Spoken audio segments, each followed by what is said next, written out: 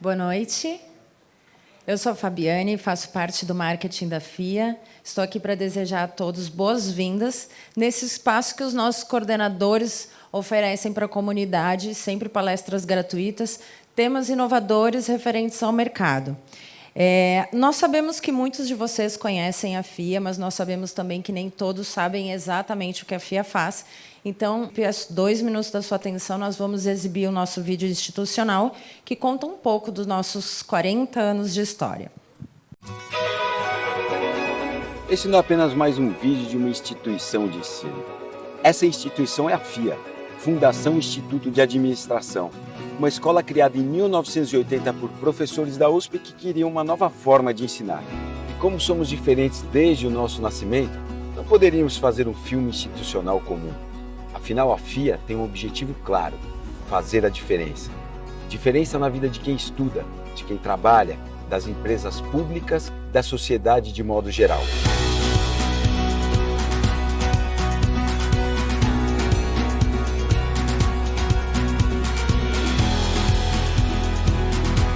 Hoje somos graduação, pós-graduação, MBA, mestrado, pesquisa e consultoria. Quando pensamos em nossa graduação em administração, fomos categóricos. Não queremos formar administradores de empresas que já existem. Queremos, acima de tudo, formar líderes com perfil empreendedor, capazes de gerir grandes companhias ou construir suas próprias empresas. Nosso curso de graduação em administração está entre os mais bem avaliados do país, fazendo parte de um restrito grupo de faculdades que alcançaram nota máxima no MEC e 5 estrelas no Guia do Estudante. Da pós-graduação ao mestrado, estamos entre as melhores escolas de negócio do país. Somos conectados a escolas dos Estados Unidos, Europa e Ásia. Isso oferece oportunidade de vivência internacional. Sabendo que cada segmento tem diferentes demandas, criamos diferentes programas, como inovação, Big Data, varejo, finanças, empreendedorismo, PME, agronegócios, estudos do futuro e saúde. O resultado prático de tanta inovação: reconhecimento e conquista de prêmios nacionais e internacionais pela alta excelência do nível educacional. A FIA também é responsável pelo Guia Exame das melhores empresas para se trabalhar e o Guia Estadão das maiores empresas do Brasil. E todo esse conhecimento extrapola os muros da Fundação, ajudando governos e empresas estatais no desenvolvimento de políticas públicas responsáveis, modernas e sustentáveis. São projetos únicos e personalizados que ajudam a se modernizar e a criar políticas públicas eficientes. A consultoria FIA utiliza técnicas inovadoras de análise de informação e gestão. Já desenvolvemos mais de 8.000 projetos. Somos diferentes da graduação ao MBA, da pesquisa à consultoria. A FIA faz diferente.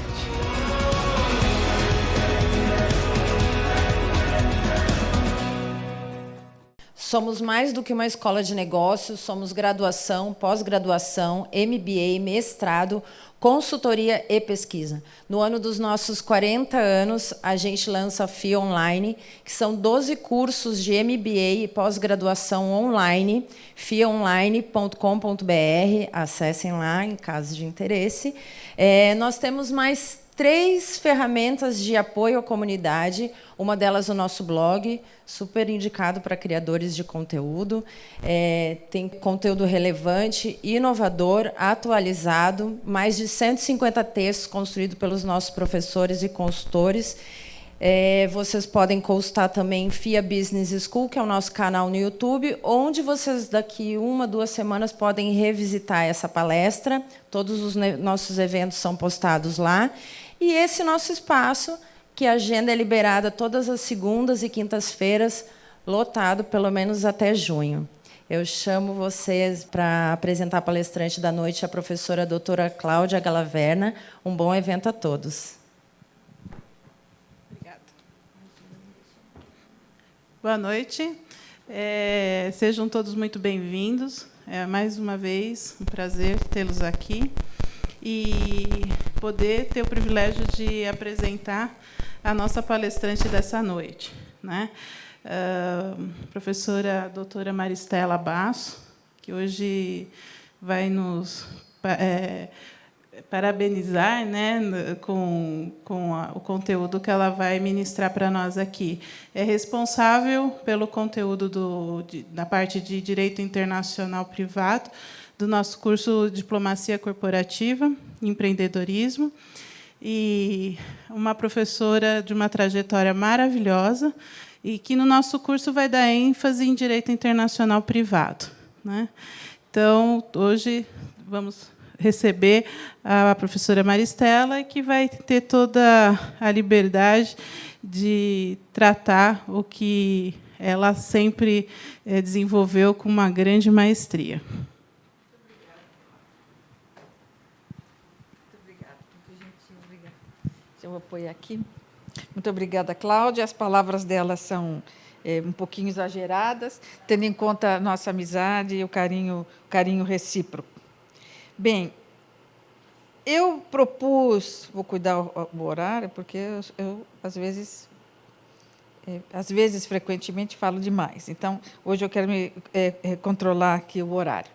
Bem, a professora Cláudia me pediu que falasse hoje um pouco fora do marco do cronograma do curso, né, onde eu me apresento na área do internacional privado, e me pediu que saísse um pouco do tema específico do privado internacional e tratasse de um tema que fosse mais amplo. Então, eu achei por bem começar do zero, né? Então, falar do direito internacional geral e quais são as perspectivas para esse século XXI, o que nós temos de novo, ou vamos continuar requentando o que já falávamos no passado. Então, eu escolhi esse tema, que é um tema relacionado à justiça global, tanto que quem viu a entrada quando nós estávamos procurando a pasta onde estava essa apresentação, viu lá a justiça global. Então, eu preferi entrar nesse tema dos novos paradigmas do século XXI e o tema da justiça global, porque acredito que para nós do direito internacional, e para quem gosta do direito internacional, vive o direito internacional, ou quer viver do direito internacional, é o tema principal. E, depois de ter preparado essa apresentação, eu achei por bem fazer uma introdução, antes de chegar no século XXI, até para que vocês possam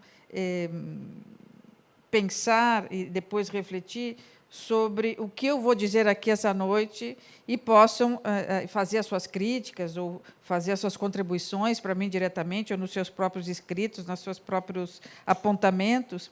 Então, vou fazer uma pequena introdução, já que nós vamos falar dos novos paradigmas. Bom, eu posso chegar aqui e começar direto os novos paradigmas. Bom, mas quais são os velhos paradigmas que eu estou questionando para propor os novos, ou dizer, olha, na minha opinião, no meu modo de ver, a partir das minhas reflexões, os novos paradigmas são esses. Então, quais são os paradigmas que eu estou questionando, que eu estou considerando paradigmas do século passado, do século XX, e quais são os novos paradigmas, do que eu estou falando e por que eu estou falando desses novos paradigmas. Então, o que eu vou propor, fazendo uma pequena introdução, é uma reflexão sobre o papel do direito internacional no século XX, até o século XX, e do século XX para cá, ou seja, a partir do século XXI. Então, vamos começar refletindo um pouco sobre os paradigmas do século XX. E o século XX foi um século importantíssimo para o direito internacional, né?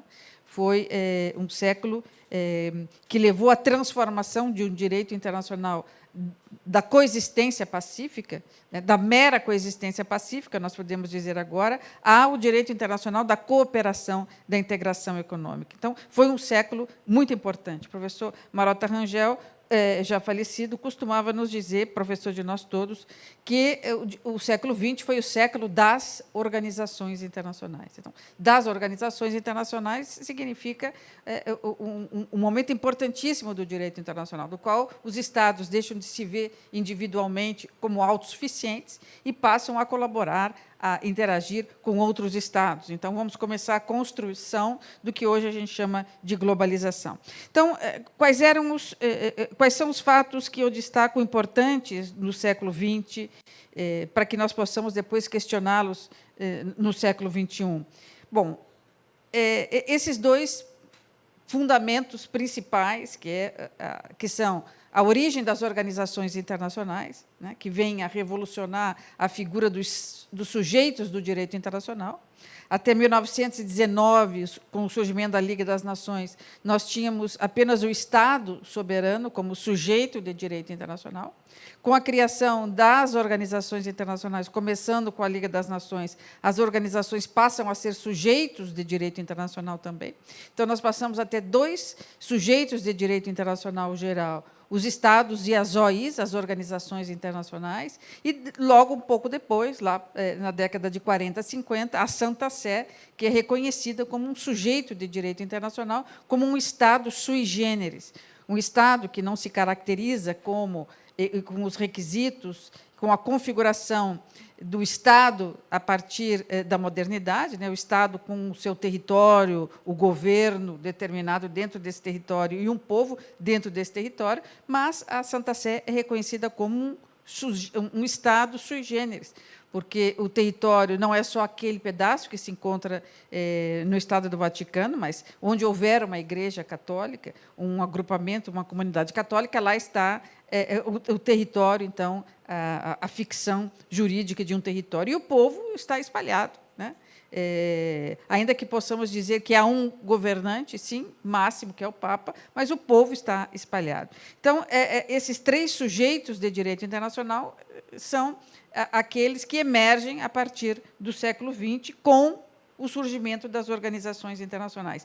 E tão importante quanto o surgimento das organizações internacionais, porque vem junto, vem a reboque, é a cooperação e a integração econômica. Então, nós vamos ver que nós passamos a ter organizações internacionais, primeiro, de caráter geral, né, que têm objetivos gerais, como a Liga das Nações, depois a ONU, e vamos ter organizações regionais, né? Vamos começar com a Comunidade Europeia do Carvão e do Aço, Comunidade Europeia da Energia Atômica, Comunidade Europeia, vão, então, também no leste europeu, o CAM e o Comecon. No continente americano, nós vamos ver também as organizações internacionais regionais. Então, as organizações vão proliferar, quer as de caráter geral ou as de caráter regional, como as com fins específicos. Então, se nós passamos a ter a ONU como uma organização de fins eminentemente políticos, né, manutenção da paz e da segurança internacionais e satélites à busca da paz e da segurança internacionais, organismos de fins específicos, né, como a Organização Mundial da Saúde, a UNEP para a proteção do meio ambiente, a UNCTAD, a UNCITRAL, então a OMP, Organização Mundial da Propriedade Intelectual. Então, nós vamos ver uma organização circundada de vários pequenos organismos com fins específicos, mas ela, per se, tem fim geral, fins gerais e uma vocação internacional. Qualquer país pode dela participar, pode aderir a entrar na Organização das Nações Unidas. Então, nós vamos ver que, a partir da ONU, que vai, então, selar, depois da Segunda Guerra, a grande importância das organizações internacionais, na medida em que a Liga das Nações desaparece, né, mas ela retorna com uma organização muito maior, que é a Organização das Nações Unidas. E, ao lado de uma organização de fins gerais, né, e de vocação internacional, aceitando qualquer país, nós vamos ter o pé militar, a OTAN, vamos ter o outro pé econômico-financeiro, o Fundo Monetário Internacional e o Banco Mundial, e vamos ter um outro pé comercial, que era o GATT 47, que depois vai se transformar na OMC em 94. Então, o cenário geopolítico internacional do pós-Segunda Guerra é aquele que propiciou, por meio da consciência por parte dos Estados, a percepção de que eles não são autossuficientes e que eles precisam colaborar, eles precisam perseguir objetivos comuns, sejam objetivos de fins gerais, sejam objetivos específicos, mas eles têm que trabalhar junto. Então, nós vamos passar a conviver com dentro dessa atmosfera de coexistência pacífica, né, para um direito internacional muito mais do que isso, um direito internacional da cooperação, da integração econômica. Vamos ver que, nessa perspectiva, o grande paradigma passou a ser a soberania do Estado, o tema da soberania. Claro, sempre foi muito importante, mas, no século XX, ainda a soberania é revisitada com toda a sua força. Então, a soberania, né, a garantia do Estado de que não haverá nenhuma interferência nos seus assuntos internos, e, vinculados ao tema da soberania, nós vamos ter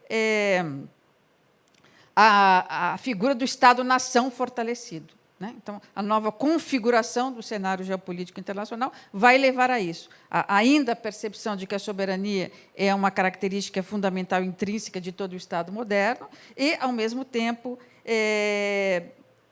junto com essa percepção, a figura do fortalecimento do Estado-nação. Bem, vamos lembrar também que, com o pós-Segunda Guerra, muitos países, muitas colônias, vão adquirir a sua independência, vão entrar para o cenário internacional como países independentes, na medida em que suas matrizes, os seus países mães, não mais podiam, né, suportar os efeitos da Primeira e da Segunda Guerra, ainda mais manter, no processo de reconstrução, depois da Segunda Guerra, as suas colônias. Então, elas adquirem a sua independência e passam a estar no cenário internacional como players também zelosos pela soberania adquirida recentemente e envaidecidos pela noção de que são agora estados independentes e não mais colônias dependentes. Bom, esse novo cenário geopolítico internacional que acontece depois da Segunda Guerra é que vai ensejar uma revisão do direito internacional, um fortalecimento do direito internacional como um campo do direito das pessoas muito importante. Então, nós vamos ter, na medida em que há percepção de que os países precisam cooperar e integrar, o que eles começam a fazer? Eles passam a celebrar tratados e convenções num número mais expressivo do que o faziam antes. E como é que tratados e convenções são feitos? Ora, porque há uma intensificação das relações internacionais. Então, a intensificação das relações internacionais vai fazer com que até uma faculdade nova surja, que é a Faculdade de Relações Internacionais, isso tudo fruto dos anos 60, 70, do pós-Segunda Guerra. Bem, quando nós fizemos digamos, uma reflexão sobre o direito internacional do século XX e o fizemos colocando sobre a mesa esses aspectos, né, das organizações internacionais, da União Europeia, que foi construída a partir de organizações internacionais do tipo clássico, e se o OEC, né, a Organização Europeia de Cooperação Econômica, o EFTA, quer dizer, outras pequenas organizações regionais europeias vão fazer com que os Estados caminhem em direção à integração, né, superando o que nós conhecemos economicamente apenas como cooperação. Quer dizer, todos esses dados são muito importantes. Né? Os meios de transporte, os meios de comunicação também se modificaram, então ficou mais fácil das pessoas viajarem, os produtos passaram a ir de um país para o outro com mais facilidade, então nós vamos ver uma grande intensificação das relações internacionais e uma revisão do direito internacional, que, como eu disse no início, deixa de ser um direito da mera coexistência pacífica, esse mera vem entre parênteses, é um direito da coexistência pacífica, já é uma vitória enorme do século XX, relativamente ao século aos séculos anteriores, mas mera, porque hoje, olhando para trás, mera coexistência pacífica. Então, nós temos que ir além daquela premissa da coexistência pacífica e da percepção de que é preciso cooperar e integrar. Esse século XX, ele, além de trazer esses dados que são importantíssimos, porque levaram ao crescimento do direito internacional de forma tão extraordinária, ele também traz consigo uma característica que é o direito internacional do século XX foi um direito internacional que olhava para o Estado, enquanto ente, a figura do Estado moderno. Então, o direito internacional ele olhava para o Estado, ainda que reconheça a organização internacional como sujeito de direito internacional, mas a organização internacional enquanto uma associação de Estados independentes. de Estados independentes, zelosos pela sua soberania, tanto que as decisões dessas OIs, dessas organizações internacionais, são tomadas por consenso e com base no direito internacional público clássico, consentimento. Então, o Estado, o país, faz parte da ONU, sim. Há uma nova convenção da ONU sobre proteção das baleias azuis, sim. O Estado adere ou não. Ele não, por ser membro da ONU, ele não é obrigado. Então, ainda nós temos organizações entre Estados soberanos, Estados-nação, que são muito zelosos pela sua soberania recém-adquirida, recém-conseguida, e zelosos também para que os países, uns, não entrem nos assuntos internos de outro. Então, o século XX ele tem como, digamos, plataforma fundamental o Estado. O Estado enquanto ente fundamental, dentro do qual as comunidades se desenvolvem, então, um ente dotado de aspectos jurídico e político. Bem,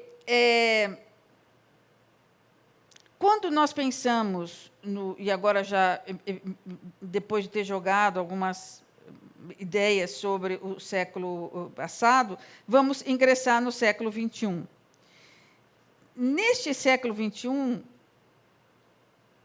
nós podemos continuar na mesma toada, né, que já é bastante importante, das organizações internacionais, dos tratados internacionais, da cooperação, da integração. Então, o presidente Bolsonaro viaja para os Estados Unidos, a primeira coisa que ele faz é assinar um tratado internacional, numa área militar, mas amanhã assina numa outra área, depois da manhã numa outra área, né? Então, as relações internacionais continuam se desenvolvendo com base na cooperação e na integração, ou nós podemos trazer alguns novos paradigmas de reflexão, ou seja, alguns desafios para o direito internacional do século XXI. E eu começaria destacando 3 temas fundamentais para reflexão no século XXI, que não são originários meus, mas que decorrem das leituras que tenho feito, leituras essas que uma boa parte vou apresentar na sequência. Mas o que nos chama a atenção nesse século XXI, depois de um século XX que foi profícuo para o direito internacional, ele foi bastante profícuo, né? Eu me lembro que, quando eu comecei a estudar direito internacional nos anos 80, era praticamente uma loucura. Era quem não tinha absolutamente nada para fazer. 2 tipos de pessoas. Os herdeiros, aqueles que não precisavam trabalhar, então vai estudar direito internacional, passou aí uns 6 meses em Londres, volta falando inglês, eu sou internacionalista. Ou aqueles que iriam seguir a carreira do Rio Branco. Então, esse pessoal também precisava estudar direito internacional. Mas tanto uma categoria como a outra partia do pressuposto que tinha um tempo, né, que não precisava trabalhar, então, um tempo para poder estudar esse direito internacional, que pouco se estudava na faculdade, então, se era um autodidata. Bom, nos anos 2000, já quem estudou o direito internacional ou tinha estudado o direito internacional antes, passou a ser um rubi da coroa, porque todos os escritórios e instituições queriam alguém que fosse professor de direito internacional, ou tivesse mestrado em direito internacional, ou doutorado em direito internacional. Então, o século XX foi muito importante para essa tomada de posição do direito internacional como um campo fundamental, né, não só na definição do cenário geopolítico, mas no desenvolvimento dos Estados, das corporações e, como vamos ver também, do indivíduo. Bem, mas o século XX foi, então, bom para o direito internacional, foi bom para as pessoas, foi muito bom para o direito internacional, mas não foi tão bom assim para as pessoas. Bom, mas nós superamos a Segunda Guerra, entramos num período de paz, mas ainda as pessoas não chegaram àquele patamar de vida boa que elas oferem, que elas gostariam de oferir. Então, quais são os desafios do século XXI, olhando para trás pelo para-brisa, assim, de forma a passos largos, como eu fiz? O primeiro grande desafio são as guerras. Nós estamos no direito internacional da paz. As guerras foram superadas. As guerras entre as nações foram superadas. Mas não a guerra entre as pessoas. Então, nós passamos a conviver no século XX, no final do século XX, com uma realidade, a das guerras entre nações e as das guerras humanitárias, que eu chamo as guerras entre nós. Ou seja, as guerras não são mais de um país para o outro, ainda que existam, claro, mas que são resolvidas com retaliações, são resolvidas com sanções econômicas, são resolvidas com mediação, bom ofício. Não chegamos às lutas armadas, mas essas existem, as lutas armadas, dentro de um mesmo país. Então, nós passamos a nos matar dentro de da própria comunidade, simplesmente porque a pessoa está do outro lado da rua, ou de uma outra etnia, de outra seita religiosa, ou de outra tribo, ela tem que ser eliminada. Ora, isso é muito mais cruel do que matar o soldado do exército inimigo do país vizinho, ou de um país mais longe. Porque lá a guerra se justificava. Tanto que existem os princípios da guerra, o direito da paz, o direito da ius in bello. Por quê? Porque existem regras a serem seguidas. As pessoas costumam achar, sobretudo os jornalistas, muito estranho quando a gente, do direito internacional, diz direito de guerra, as convenções de Genebra. Eles dizem, mas existe direito na guerra? Existem obrigações? Sim, existe um direito da guerra, mas da guerra entre nações. Eu estou falando das guerras dentro de um próprio país. Quando há uma ruptura do contrato social, daquele compromisso que une um povo com quem ele elegeu, com o seu governante, quando há uma ruptura nesse contrato social, esse governante passa a matar as suas pessoas, ou ele passa a permitir que elas sejam assassinadas, por facções, por grupos militares, etc. Então, senhores, as guerras contra a humanidade é um fator, essas guerras que são muitas, não tomei aqui o cuidado de abrir um mapa, mas é muito simples, é só entrar no site da ONU, onde há hoje guerras localizadas. E aí vem um mapa que a gente fica perplexo. Mas eu nem sabia que na Eritreia tem uma comunidade que já matou 5 milhões de pessoas do outro lado. Bom, porque nós estamos cuidando do nosso dia a dia. Mas o grande desafio do século XXI é administrar essas guerras humanitárias e encontrar uma solução para elas. Por quê? Porque quando morre alguém em algum país do mundo, morre um irmão nosso, porque a humanidade é um conceito único. Então, se morre um venezuelano, morre um irmão. E quando ele morre, ele é vítima, eu vejo, morreu, desapareceu alguém vítima de um ato arbitrário, autoritário, mas, ao mesmo tempo, eu sou autor, porque eu aqui estou permitindo que elas sejam mortas. Então, esse tema das guerras contra a humanidade, que eu chamo das guerras contra nós, é um fator importantíssimo que entra para o século XXI e nós temos que encontrar uma solução. Por quê? Porque as pessoas não podem mais estar sendo assassinadas pelos seus iguais. É o fim, a psicanálise chama, da humanização. Quando um humano passa a matar o seu igual por alguma razão qualquer, o que ele quer ao matar o da outra tribo, da outra facção, que está do outro lado da rua, o que ele quer é tirar aquela pessoa da face da terra. É extinguir os seus valores, os seus costumes, a sua tradição, a sua cultura. Ou seja, é um ato dos mais cruéis. Não basta simplesmente matar aquela pessoa, ela tem que sair da face da terra com a sua cultura, com a sua tradição, com a sua língua, com os seus valores religiosos, etc. Então, se a gente comparar as guerras do século XIX, início do século XX, com as de hoje, elas não diminuíram. Elas se localizaram e passaram até mesmo a ser mais cruéis. Porque quando o inimigo do Estado A mata um soldado do Estado B, ele não quer extinguir o sujeito da face da terra, nem a sua cultura, nem a sua tradição. Ele tem um objetivo, tem que mata o alvo e continua com o seu objetivo. Mas ele não entra no questionamento, ele não tem na sua psique, eu tenho que tirar essa comunidade, essa tribo, essa facção, esse grupo da face da terra. Não posso mais falar sobre ele, sobre a sua cultura, a sua tradição, nada, ele tem que desaparecer. Isso é típico das guerras contra a humanidade. Um outro fenômeno que é muito importante, que vem do século XX, que penetra o século XXI, é a pobreza, a miséria, a fome, a falta de saneamento.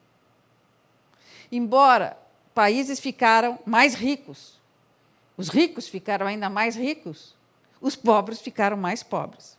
E o número de pobres é enorme, claro, a pessoa tem hoje possibilidade de viver mais, né, a medicina evoluiu. Bom, mas a pobreza é um dado que nós temos que trazer do século XX para o século XXI. E quando nós temos guerras humanitárias, né, guerras contra a humanidade, né, ou seja, guerras contra nós, guerra contra as pessoas, internamente, proporcionadas pelo governo, ou porque o governo fecha os olhos e elas acontecem, permitem que elas aconteçam, nós temos pobreza. Guerra, pobreza traz consigo o refúgio. Eu preciso sair de um lugar para outro, ou dentro do meu próprio país, eu preciso sair do sul e me abrigar no norte, ou eu preciso sair desse país e ir para outro, porque essa é a única condição que eu tenho de realizar os meus direitos humanos básicos, de sobrevida, de dignidade, de cuidar da minha família. Então, essa equação, guerra mais pobreza igual refúgio. E refúgio é um tema sobre o qual o direito internacional tem que refletir e apresentar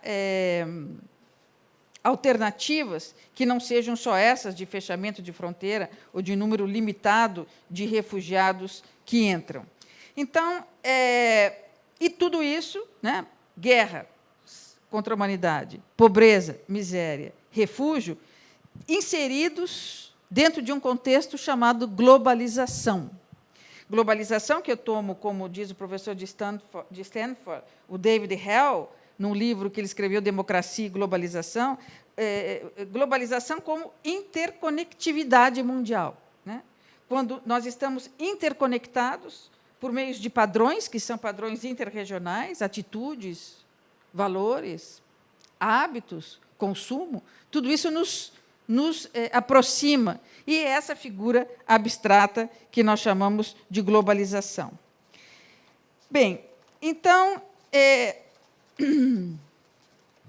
quando nós nos deparamos com essa realidade, guerra, pobreza, refúgio, guerras contra a humanidade, guerras contra nós, pobreza, fome, miséria, refúgio, é inevitável que a gente pense, bom, mas quais são as respostas que o direito internacional tem para elas? Ou elas vão para baixo do tapete? Ou eu vou vir aqui conversar com vocês sobre a lei aplicável aos contratos internacionais do comércio. E vamos ficar aqui um semestre falando sobre isso. Até podemos falar sobre isso, mas nós temos que também falar sobre o Kevin. Viram esse filme? Precisamos falar sobre o Kevin. Então, é preciso que os internacionalistas, sobretudo, pensem sobre o Kevin e tragam alternativas. Bom, então, vamos visitar os internacionalistas. O que os internacionalistas têm a nos responder sobre justiça global? Porque, se as guerras continuarem e nós continuarmos matando os nossos irmãos, um dos pontos mais longínquos do planeta, se as pessoas continuarão morrendo de fome, de miséria, se 100 milhões de brasileiros vão continuar não tendo saneamento básico, 50 milhões sem água potável nas torneiras. Bom, para onde nós pretendemos caminhar com esta realidade? E com os refugiados, e nós vivemos com o problema dos refugiados, dos irmãos argentinos, dos irmãos venezuelanos. Então, nós vamos fazer de conta que isso não existe, jogar para baixo do tapete, e um dia nós falamos sobre o Kevin. Ou nós vamos falar sobre justiça global, que é isso que as pessoas querem.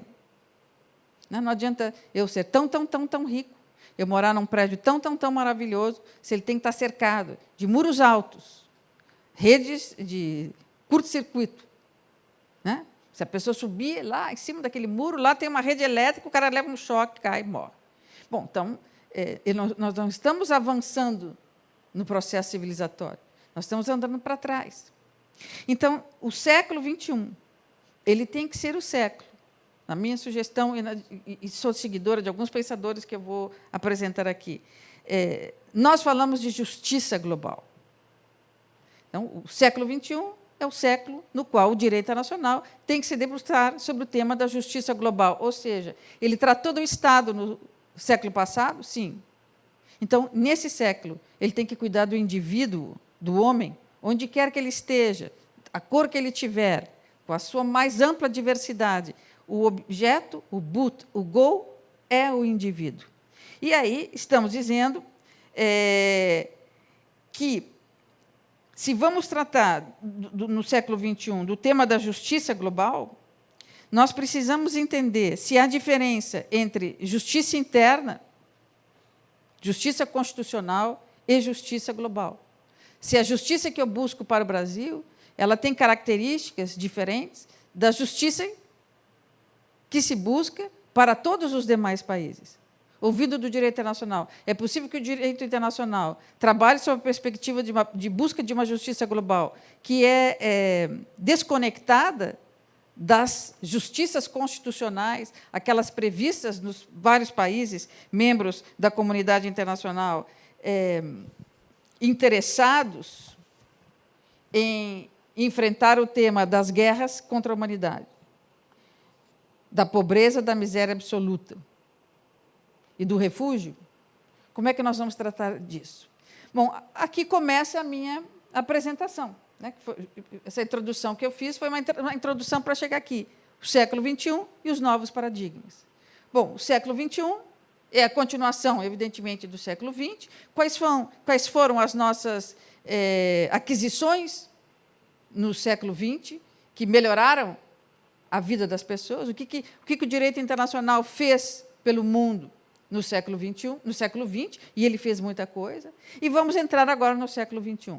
Então, ficam para trás aqueles antigos paradigmas, porque são conquistas que estão lá, né? O direito da coexistência pacífica, das organizações internacionais, da percepção de que não somos autossuficientes, da intensificação das relações internacionais. Bom, isso tudo são assets que nós já temos no nosso portfólio, mas nós temos que vir para frente. E nós temos, então, duas alternativas. Continuar batendo naquelas mesmas teclas, ou corajosamente partindo para outros desafios, que são muito mais difíceis, claro, porque senão eles teriam sido resolvidos no século passado, mas eles precisam que nós os enfrentemos.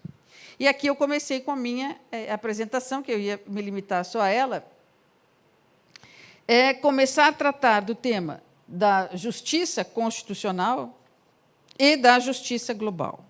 Ou seja, é possível nós falarmos de uma justiça global, aquela que vai enfrentar os temas, guerras contra a humanidade, pobreza, miséria absoluta e refúgio como consequência. É possível falar de uma justiça global sem tratarmos de vincular o tema da justiça global à justiça constitucional. O que eu estou querendo dizer com justiça constitucional?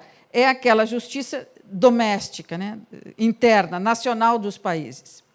Essa é a justiça doméstica, justiça constitucional. Seja o modelo constitucional de um país de tradição francesa, com a Constituição escrita, seja um país de tradição inglesa, como o Reino Unido, onde a Constituição não é escrita, é costumeira. Qualquer que seja o sistema constitucional, é preciso que nós enfrentemos a justiça global sempre atrelada à justiça constitucional. Agora, vamos vir de outro lado. As constituições, quando tratam das questões relativas à justiça, não podem perder de vista a justiça global, porque não haverá justiça interna, não há justiça interna, doméstica, seja a Constituição escrita ou costumeira, sem a justiça global, porque se eu der um passo para fora da minha fronteira, eu vou encontrar o quê? A humanidade sendo dizimada pelas razões mais bobas, né? A miséria campeando. Então, eu vou ter que viver circunscrito às minhas fronteiras, caso contrário, eu vou me deparar com tudo que eu não quero ver, né? Que é um mundo em desconstrução. Então, essa fundamentação de justiça constitucional e justiça global decorre justamente do que eu coloquei ali, a interconectividade mundial e a necessidade de maior compreensão de que justiça doméstica mantém relações estreitas com justiça global. Nesse passo, eu proponho que a gente trabalhe aqui essa noite, ainda que a passos largos, sobre 3 questões fundamentais. A primeira é: a justiça constitucional sem justiça global? Se a nossa Constituição falar de justiça, não levando em consideração esses 3 fenômenos importantes, que são as guerras contra a humanidade, a miséria e o êxodo, né, o refúgio, é possível a gente falar de justiça interna sem considerar a justiça global? Se for possível, se a resposta for não, nós temos que tratar dos 2 temas juntos. Como é que nós vamos mudar esse paradigma da abordagem? Que quando a nossa Constituição fala de justiça ou fala de princípios, de garantias fundamentais, eles se estendem só para os brasileiros ou eles se estendem para todas as pessoas onde quer que elas se encontrem? Bom, esse é um tema bastante difícil. A segunda questão que eu proponho aqui é: possível falar de justiça e constitucionalidade tendo em conta um modelo westphaliano, um modelo moderno, sobre o qual o direito internacional vem encontrando a sua seiva e bebendo a sua água desde 640 e poucos? Então, quando se propõe que a discussão naquele seminário, naquele congresso, naquela sala de aula, naquele bar, numa rodada de chope, seja justiça constitucional e justiça global, seja justiça interna e justiça internacional juntos, é possível com a perspectiva de que a soberania é um dado fundamental do Estado e ele não está disposto a abrir mão da revisão desse conceito que vem desde a Roma antiga, da suprema potestade do Estado sobre o seu território? Então, nós vamos conseguir avançar nessa discussão com esse conceito de soberania que nós temos até hoje e com a perspectiva de um Estado-nação tão fechado, né, sobre aquele tripé do Estado, povo e território, como nós temos feito nos últimos tempos? Pode ser que sim, pode ser que não. E a última pergunta que eu me proponho hoje, aqui para vocês, depois a gente pode voltar, se for o caso, em alguns comentários, é essa: quais os novos referenciais teóricos que justificam e explicam a mudança do paradigma? Então, estou dizendo que é possível mudar o paradigma? É possível. É possível superar o modelo de Westfália? Sim, é possível. Mas, para isso, nós temos que fazer outras leituras. Por que precisamos fazer outras leituras? Porque o direito internacional clássico, os internacionalistas clássicos, não apontam respostas. Por quê? Porque é muito difícil falar sobre o Kevin. Porque se eu chegar aqui e encontrar um dos senhores que levanta o braço e diz: professora Maristela, a senhora veio falar aqui do direito internacional do século XX, que maravilha. Então, as organizações internacionais, a coexistência de que os Estados não são autossuficientes e passaram a colaborar, a União Europeia superou o Estado-nação e agora é o Estado-região, esse foi só um mal-estar do Reino Unido que quis se retirar, mas, enfim, e o homem, e o indivíduo? As pessoas estão mais felizes. As pessoas estão melhor? As pessoas têm uma vida boa? Uma vida razoável? Não. Então, desculpe, mas o seu direito internacional ele falhou.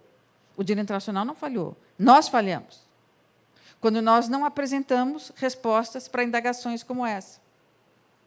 Não, a vida do indivíduo não ficou melhor. Os historiadores não gostam muito quando eu faço essa afirmação, porque eles dizem: não, você não sabe como era antes da Primeira e da Segunda Guerra, quantos morreram, a crueldade e o Holocausto. Sim, mas era um outro contexto. Eu quero falar que, nesse contexto de desenvolvimento tecnológico, de geração de riqueza, né, de democracia, de conscientização das pessoas de que elas têm o poder para eleger quem elas bem entendem, a vida não ficou melhor. Não, para alguns, a vida ficou melhor. Sim, para alguns. Mas para outros, não. É desses outros que eu estou falando. Mas eu também tenho esperança de que esses que estão muito bem nesse sistema, eles possam abrir mão um pouquinho para que outros tenham acesso a alguma condição melhor de vida. Então, o direito internacional, a meu ver, e eu posso estar equivocada, não tem nos dado respostas sobre os desafios do século XXI e de como nós vamos mudar o paradigma. Mas alguns outros pensadores, que não são internacionalistas tradicionais, que estão em outras áreas da ciência, ciência política, por exemplo, filosofia, por exemplo, psicanálise, por exemplo, eles têm nos apresentado reflexões que vale a pena a gente fazer na perspectiva do direito internacional. O direito internacional não pode enfrentar o século XXI autônomo, né, com a sua empáfia. Bom, eu sou o direito internacional e todas as respostas estão dentro de mim. Não, as respostas principais para temas como guerras contra a humanidade, pobreza e êxodo são os cientistas políticos e os filósofos que têm apresentado alternativas que me parecem possíveis e ótimas contribuições para que se caminhe em direção à mudança do paradigma. Quem são essas pessoas? Poderiam ser outras. Eu estou, digamos, aqui partindo dos últimos 30, 40 anos, eu coloquei ali teorias que se reinventam nos últimos 70 anos. Nos últimos 70 anos, entrando bem, né, na metade do século XX, teorias já começavam a trazer aportes para o direito internacional e nós não... aportes vindos de outras áreas, da ciência, da filosofia, da psicanálise, que nós fingíamos que não víamos. E também não falávamos sobre o Kevin. Então, nos últimos 70 anos, tem coisa boa, sim. Contudo, eu estou destacando aqui os últimos 30 anos. Essas pessoas que eu destaquei aqui, esses estudiosos, são importantes nos últimos 30 anos. Então, tem muita coisa nova. Para quem é do direito internacional, são temas novos, mas, para quem é dessas áreas específicas, são temas já batidos, que são, digamos, destacados no final do século XX, início do século XXI, mas sobre os quais eles já debatiam. Então, lá, desde Hobbes, né, se o professor Celso Laffer estivesse aqui, talvez ele começasse com Hobbes. Então, olha, para não dizer que esses pensadores não são importantes, desde Hobbes a gente está discutindo paradigmas que sejam melhores e mais voltados para o indivíduo. Mas eu vou trabalhar com John Rawls para baixo. Vou falar um pouquinho dos dois principais, na minha opinião, e vou partir aqui da busca de paradigmas a partir de Rawls e de Pogge, porque não seria possível tratar de todos. Então, vou tratar aqui essa noite dos dois principais, do John Rawls e do Thomas Pogge. Então, o professor Rawls é o grande bastião deles todos, né? Ele está lá nos Estados Unidos, na Universidade de Harvard, ele é um filósofo político, e ele já vem batendo, olha, pessoal, quais são os direitos dos indivíduos, da pessoa em si, na sua diversidade, nas suas idiosincrasias. É dessas pessoas que nós temos que cuidar. Então, ele começa a trabalhar, depois ele encontra vários interlocutores, que são seus alunos, todos esses de baixo, mas ele tem um interlocutor formidável, que é o Thomas Pogge. O Rawls já morreu, depois vou falar, acho que um pouquinho sobre ele, deixa eu ver se tem aqui alguma coisa. O professor Rawls é um professor da Universidade de Harvard, é um americano, ele nasceu em Baltimore, e radicado nos Estados Unidos, professor de Harvard, como eu disse, professor deles todos, morreu em 2002, mas deixou um legado muito importante. E um dos discípulos dele, principal discípulo dele, é esse, que é o Thomas Pogge, que é um alemão, um filósofo também político, alemão que foi estudar em Harvard com o professor Rawls e fez com ele uma interlocução extraordinária, por isso eu acho que ele é o primeiro grande seguidor de Rawls, e hoje ele dirige em Yale, acabando voltando mais para a Alemanha, ele dirige em Yale o programa de Justiça Global, de onde sai esse título, Justiça Global, entre os filósofos políticos, como eles se intitulam. Ele já reconhece essa justiça global, atrelada a esses princípios que eu vou relatar aqui, mas ele é o grande digamos, interlocutor do Ross, e que vai fazer o Ross, inclusive, trocar algumas ideias que ele tinha sobre justiça global. Bem, se nós vamos começar com Ross, quem é ele, o que ele diz? Então, já disse, ele é um filósofo político, tem uma literatura bastante extensa, infelizmente não publicada em português. Temas sobre justiça global, não há literatura em português, mas há em espanhol, há alguma coisa em português de Portugal. Mas a gente recorre também a muitas teses de mestrado e doutorado que tratam sobre o Ross, ou que tratam sobre Pog, ou do diálogo entre os dois. Quais são, então, as contribuições do professor John Ross relativamente a esses novos paradigmas? Primeiro, eu destaquei ali para vocês, ele trouxe o debate sobre o que pode ser considerada uma concepção política do correto e da justiça, que se aplique aos princípios e prática do direito internacional. Ele é o primeiro a dizer, lá nos anos 60, 70 do século passado, pessoal do direito internacional, vocês têm que olhar para o indivíduo enquanto sujeito político, enquanto sujeito atuante. Tudo que vocês poderiam fazer relativamente ao Estado, o direito internacional já fez. Agora, o foco é uma concepção política do indivíduo, enquanto ser que respira, e tem direitos políticos, sociais. É o indivíduo que tem que ser a pedra de toque, né? E não mais, internacionalistas, estudar sob uma perspectiva teórica, mas sim prática. Olhar para o mundo e ver onde estão as pessoas e quais são as suas necessidades prementes. Depois ele faz uma distinção, como eu acabei de dizer, entre direitos humanos básicos. Ele faz duas categorias, direitos humanos básicos e direitos humanos. Os básicos são aqueles relacionados à vida civil, os direitos sociais e políticos, sem os quais o indivíduo carece de dignidade. Então, para falar do homem, primeiro nós temos que dotar o homem de características de um homem, de um ser humano. Se ele não tiver esses direitos básicos, sequer ele vai ingressar nos direitos à reunião social, à livre manifestação, né? A defender a propriedade privada, porque sequer ele tem os direitos fundamentais.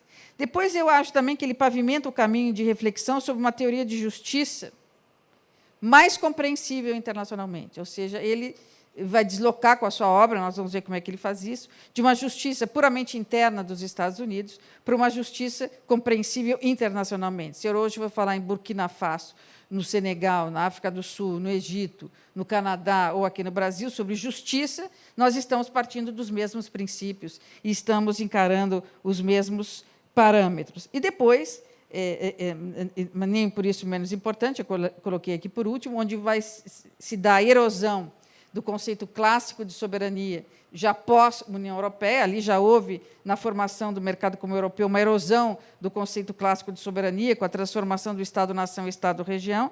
Aqui ele vai além disso, né? É o dever de assistência como um reconhecimento absoluto do princípio da responsabilidade internacional, ou seja, uma revisão do princípio da não ingerência nos assuntos internos. Então, isso já é bastante delicado, essa proposta de Ross, na medida em que ele diz esse conceito absoluto de soberania, ele é limitado ao que acontece internamente de violação dos direitos das pessoas. Se naquele lugar, naquele país, nós estamos falando de violações frontais aos direitos humanos básicos, não estamos nem falando dos demais, básicos, eu sou responsável, onde quer que eu esteja. Eu, indivíduo, irmão daqueles que estão morrendo, ou que estão carecendo dos direitos fundamentais. Eu, enquanto indivíduo, e eu, enquanto indivíduo, que falo em nome do Estado, como governante, chefe de Estado ou chefe de governo, ou eu, nós todos. Então, se estiver acontecendo essas perversões, porque deu-se uma ruptura do contrato social, né? Se as pessoas estão morrendo, patrocinadas pelo chefe de Estado, ou porque o chefe de Estado fecha os olhos para que isso aconteça e deixa que as facções se matem, se houve a ruptura social, então nós temos dever de assistência, nós temos dever de intervenção. Então, quando ele começa a tratar disso, depois ele vai tratar isso com mais detalhes, ele questiona o princípio da não ingerência. Eles até quando nós vamos nos esconder atrás do princípio da não ingerência e dormir nas nossas camas limpas? Não precisa ser luxuosas, mas eu vou para casa e durmo numa cama limpa, segura. Enquanto eu sei que mais da metade da população mundial não tem esse direito básico, que é o direito à tranquilidade, à serenidade, ao aconchego, né? Bom, Rawls, então, começa a fazer os seus discípulos a partir dos anos 70, e aí esses rapazes vão estudar com ele, sempre o pessoal da ciência política ou da filosofia, quase nenhum que eu saiba internacionalista, não levantei, mas, se houver, gostaria de saber quem e como saiu dessas discussões com o professor Rawls e os seus discípulos, que contribuição ele coloca para o direito internacional. Então, aqui, o professor John Rawls, o que ele faz nos últimos 30 anos, coloquei, já tinha passado para vocês, quando ele nasce, quando ele morre, enfim, um filósofo político, professor de Harvard, influenciadíssimo por Kant, Marx e John Locke, né? Como também é influenciado aqui o nosso professor de Direito Internacional, todos os nossos professores de Direito Internacional Público vêm também inspirados em Kant, em Marx e Locke, etc. E o que é interessante observar no John Rawls é que, no diálogo com os seus discípulos, sobretudo com Pogge, ele vai mudando a teoria de justiça dele, que ele tinha dentro de uma perspectiva apenas americana, e ele vai evoluindo. Não sei se eu tenho aqui ó. Quando ele escreve a teoria da justiça nos anos 70 e 71, ele está tratando da justiça entre particulares, dentro dos Estados Unidos. Então, da divisão da riqueza, de que uns são mais ricos, os outros são mais pobres, como é que esse rico ficou tão rico e o outro ficou tão pobre. Então, ele está tratando da justiça dentro dos Estados Unidos. Das discussões que ele teve, sobretudo com Pogge, ele vai escrever, em 93, um novo livro com esse título, Law of People, onde ele vai dizer, olha, não estava errado ficar falando só da justiça nos Estados Unidos. Não há justiça constitucional interna se não houver uma justiça global.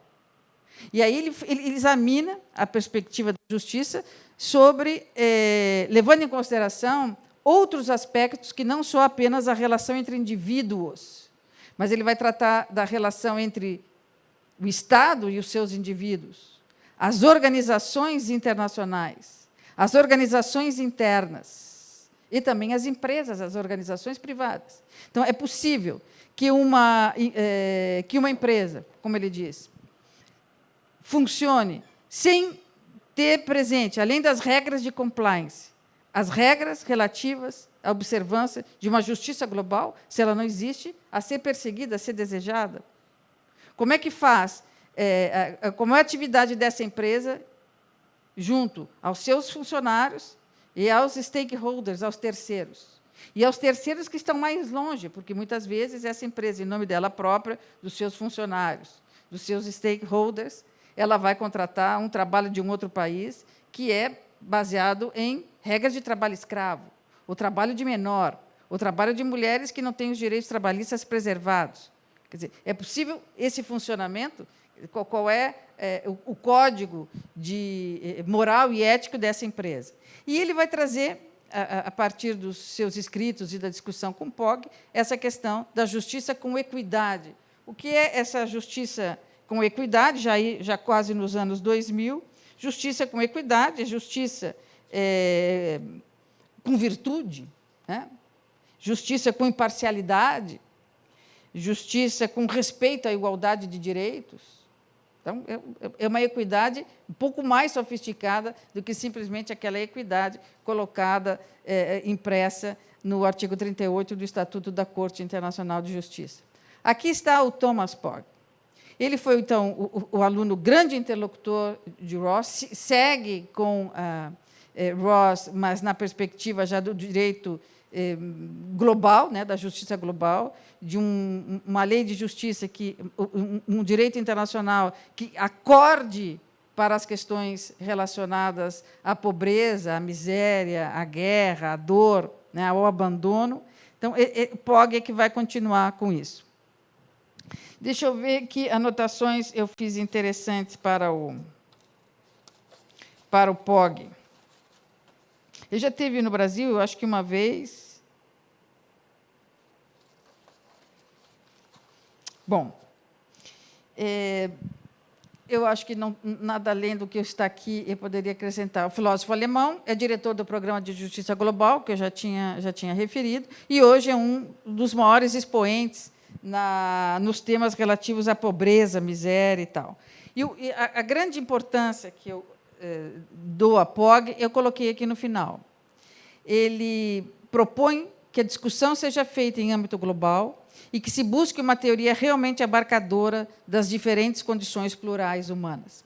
Ele diz, olha, não adianta nós, pacifistas, filósofos ou cientistas políticos, continuarmos sozinhos no plano interno, nós precisamos fazer um movimento internacional, e, nesse movimento internacional, nós temos que reunir os internacionalistas e demais pessoas interessadas em discutir com seriedade a justiça, né? E, sem perder de vista as idiosincrasias de cada comunidade. Então, como ele diz, as condições plurais humanas. Nem todas as pessoas têm as mesmas necessidades, nem todas querem as mesmas coisas. Então, é preciso que a visão venha com a grande ajuda dos antropólogos, que são eles capazes de entender as características dos vários agrupamentos humanos. Então, aqui, POG, como eu tinha dito antes, ele vai partir dos estudos de Rawls e vai estudar a relação entre indivíduos, das corporações privadas, como eu dizia, qual é a ética das corporações, como é que existe um código de ética, além de compliance, de olhar para onde essas empresas trazem, onde elas contratam as pessoas, de onde vêm os produtos que elas vendem, dos organismos internacionais e dos Estados. Então, uma justiça global é bastante ampla, né? Porque nós estamos falando de vários segmentos, e todos eles devem levar em consideração. O que ele destaca também, e eu tenho como, digamos, eu sempre, quando aparece no texto dele, eu destaco, é a teoria da justiça com equidade, ou teoria de moralidade global. São esses dois, digamos, temas que precisam ser enfrentados pelos internacionalistas. O primeiro é a teoria da moralidade global. Existe uma moral internacional geral que ainda leva em consideração as diferenças entre as pessoas, mas que a gente possa dizer, olha, esse é um país de tradição civilizada, essa é uma cultura civilizada, essa é uma cultura onde as pessoas saíram do estágio primitivo e entraram para um estado chamado civilizado. Que civilizado é esse? Né?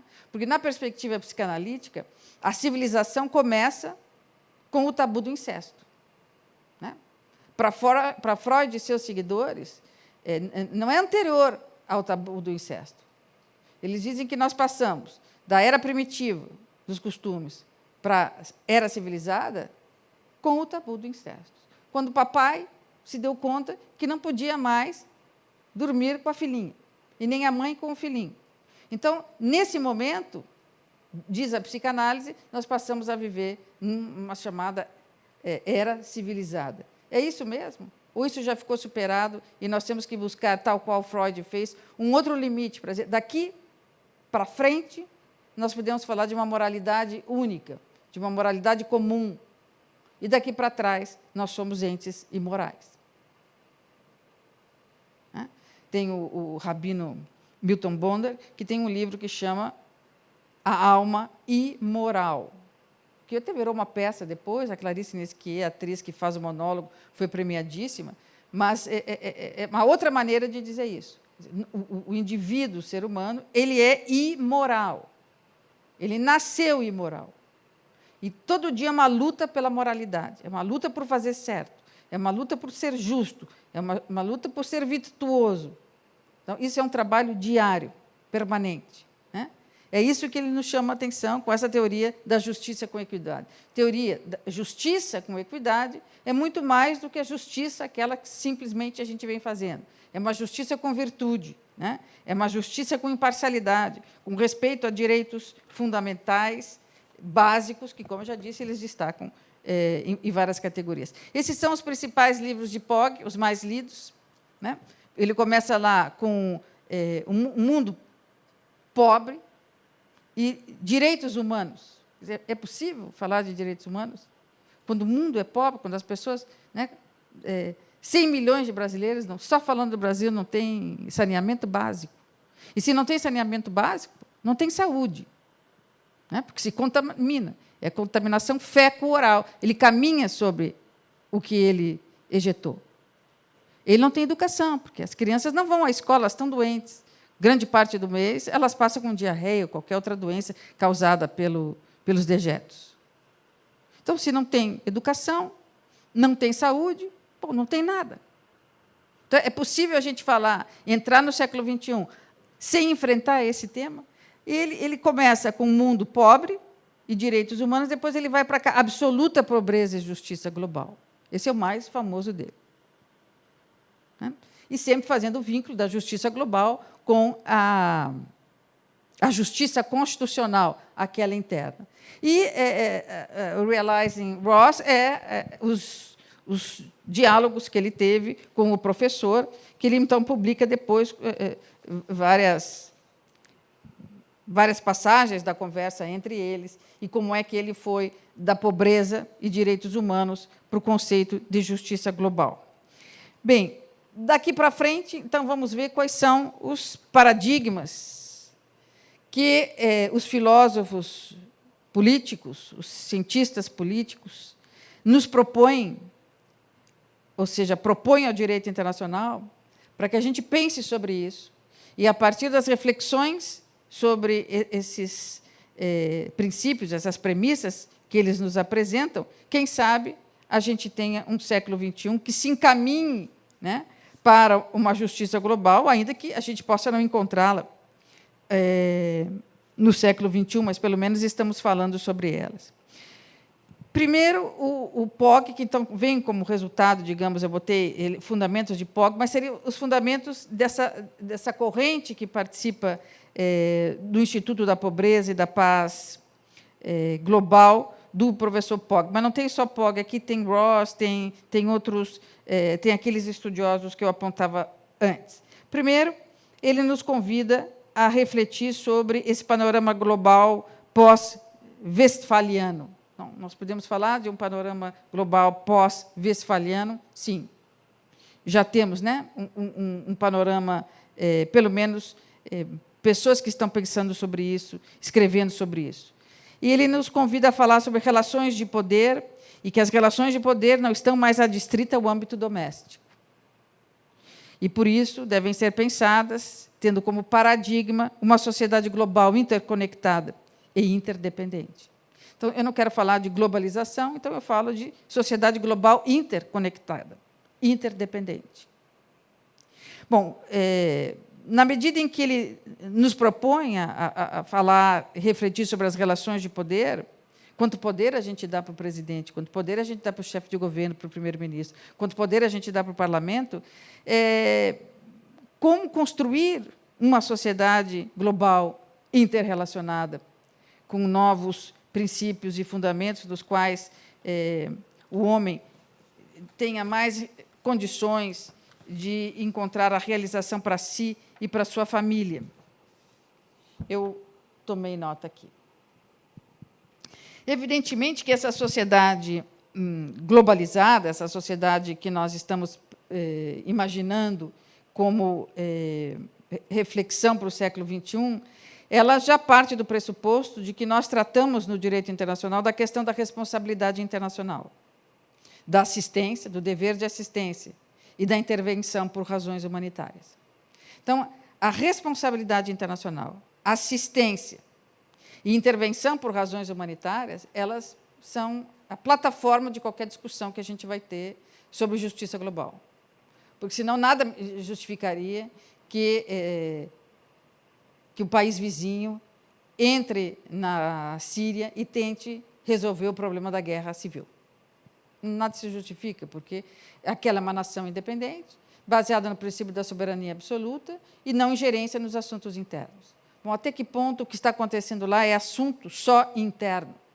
Se as pessoas estão morrendo, se as pessoas estão indo para a Alemanha, chega na Alemanha, o portão está fechado. Pô, mas está fechado por quê? Será que, à noite, eu estou ouvindo os gritos da minha vizinha, minha vizinha está apanhando, ou está sendo assaltada, não sei, e, de repente, ela bate na minha porta, eu olho no olho eletrônico, ela está totalmente ensanguentada, machucada, eu não abro a porta? Mas eu também não posso abrir a porta, porque eu não vou me meter no assunto da briga dos vizinhos. E, de mais a mais, minha casa é tão pequena, vou ter que botar para dentro uma pessoa que está toda ensanguentada, vai ter que se lavar, se limpar, vai sujar meu banheiro, que eu passei 2 horas limpando. Então, eu simplesmente fecho a porta. Até que ponto eu sou cúmplice do que aconteceu ou não? Ou mesmo que eu não faça reflexões de caráter legal, até que ponto eu vou para a cama e durmo tranquilamente?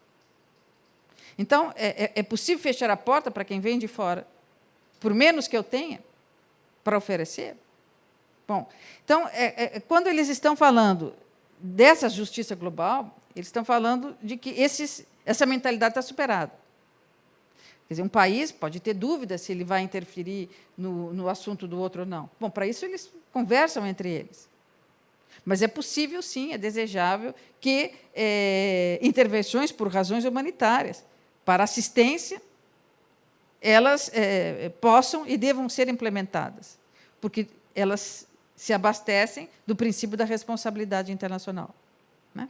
Então, por que na Noruega, na Islândia, na Alemanha, eles reclamam das políticas do Bolsonaro para o meio ambiente? Porque o meio ambiente é um direito humano fundamental. Né? Não adianta a gente cuidar do homem para ele viver onde? Comer o quê? Aí a resposta do governo é: não, que soberania é nossa. Isso é das coisas mais old-fashioned possível. Arrume outro argumento, mas não alegar a soberania absoluta sobre o território, porque essa conversa está ultrapassada. Mas eu não estou nem ainda falando da intervenção, eu estou dizendo daqueles países têm consciência do princípio da responsabilidade internacional. Eles têm direito de reclamar? Não, eles têm obrigação de reclamar. Bom, então, vejam, o grande ponto, né, do direito internacional do século XXI está aí, são os princípios da responsabilidade, da assistência e da intervenção. Porque, atrelado a eles, estão as guerras humanitárias, as guerras contra nós, a pobreza, a miséria e o êxodo. Como é que Pogge e Rawls e seus discípulos, como é que eles pretendem... que respostas eles nos dão? Né? Eles vêm com grandes ideias. Bom, e como é que a gente atinge a justiça global? Como é que a gente enfrenta o princípio da responsabilidade internacional? Como é que a gente faz isso na prática?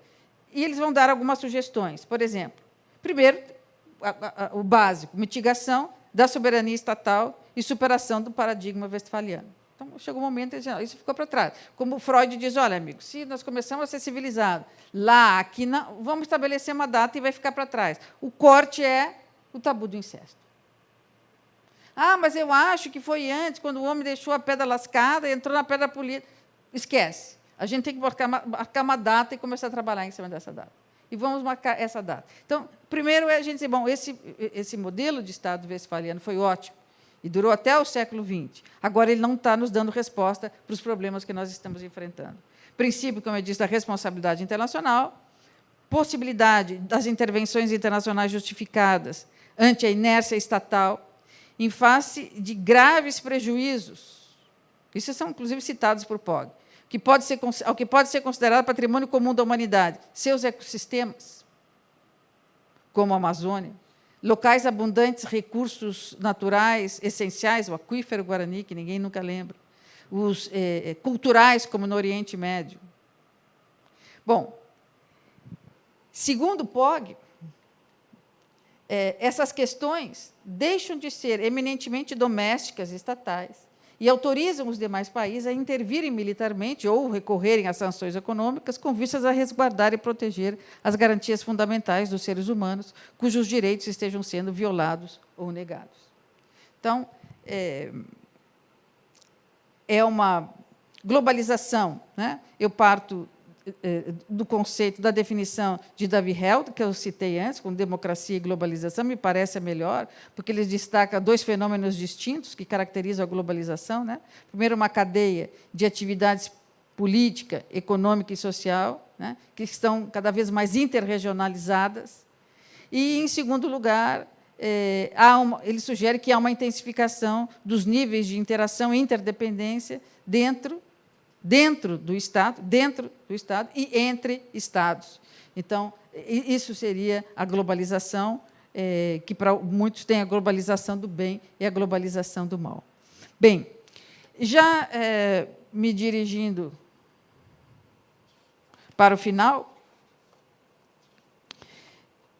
eu destaquei algumas premissas básicas para pensarmos no direito internacional a partir da contribuição desses filósofos políticos e desses cientistas políticos que eu citei anteriormente. Eu trouxe algumas, digamos, algumas ideias que nós podemos chamar de simplesmente ideias, nós podemos chamar de princípios, nós podemos chamar de metas, seja lá o nome que vocês quiserem. Segundo a teoria de justiça global, o que nós precisamos fazer para, de fato, entrar no século XXI com novas perspectivas e nos encaminhando para novas soluções? Primeiro, sempre ter uma visão panorâmica global, não apenas doméstica, estatal. Então, vamos legislar pensando na justiça interna, na justiça constitucional, temos que ter em mente que não há justiça constitucional interna, sem que se veja além do muro, né? Al de lá dele mura. A ordem estrutural global posta é injusta. Se a gente não falar sobre o Kevin, não dá. Então, ela é injusta. Há mais perdedores do que ganhadores. Há mais infelizes do que felizes. Há mais não saudáveis do que saudáveis. Então, a ordem posta é injusta e precisa ser mudada, né? A desigualdade só tende a aumentar. Claro, porque cada vez vai ficando mais consumistas, as empresas vão produzindo mais, sempre para os mesmos, né? E vai ficando uma horda de pessoas atrás. Quais são as propostas, então, se eu tenho como meta a questão da visão panorâmica global e não apenas a visão doméstica estatal, que a ordem é injusta e que a desigualdade tende a aumentar? Quais são as propostas? Então, Pog sugere, primeiro, a reforma das instituições atuais. Claro que reforma das instituições quais? Bom, se tem em mira a reforma das instituições, mas de forma lenta, gradual e flexível, na medida em que vamos avançando nas discussões, né? Com vistas à implantação de uma estrutura mais justa e, dessa forma, conseguir prover às gerações futuras de maiores facilidades para que elas atinjam os seus ideais, né? Então, a pergunta que Pog faz é: que mundo nós vamos deixar para as pessoas? Então, agora não se pode mais comer isso, não se pode mais comer aquilo, a carne, o boi não pode mais ser torturado, o boi tem que ser analisado por 5 anos, depois de ter alta, então ele é conduzido para o matadouro, assim, com muita tranquilidade, sem nenhum estresse. Bom, mas para quais pessoas, né? Quem será a pessoa que nós vamos colocar nesse espaço? Então, nós temos que pensar nos espaços, sim, saudáveis, mas mais ainda na pessoa. É a pessoa que ocupa esse espaço. Que pessoa é essa? Como é que ela vem? Qual é a sua bagagem emocional? Do que ela sofre? O que lhe falta? Né? Então, as instituições, elas receberiam, então, digamos, um colorido, elas receberiam uma couraça, né? Na qual esses questionamentos são levantados e soluções são apresentadas. Então, que questionamentos? O homem, a pessoa, com as suas idiosincrasias. Responsabilidade moral dos indivíduos, isso já é um pouco da crítica ao Ross, mas a responsabilidade moral dos indivíduos, deixando de lado o plano internacional, o individualismo normativo. Sim, o que ele quer dizer é: cada indivíduo tem que ser educado com essa nova moralidade. Ele tem que ser educado para saber que existe um outro, o outro é diferente dele, e o outro tem necessidades que muitas vezes são diferentes, e o Estado tem que prover a todos.